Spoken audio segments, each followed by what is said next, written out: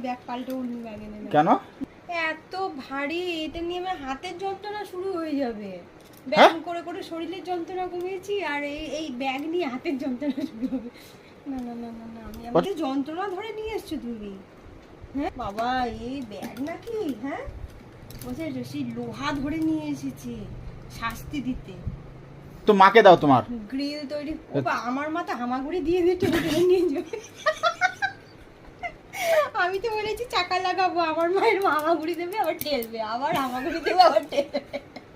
বলে জামাই ব্যাগ দিয়েছে, ফেলতেও পাচ্ছি না রাখতেও পাচ্ছি না। প্রীতুকে বললাম দেখ বাবা, বলছি তোমাকে কেউ গুলি করলে তুমি বুলেট প্রুফ। বলছি এইভাবে ধরবে, এইভাবে যখন গুলি করবে এইভাবে ধরবে, বুলেট প্রুফ এটা।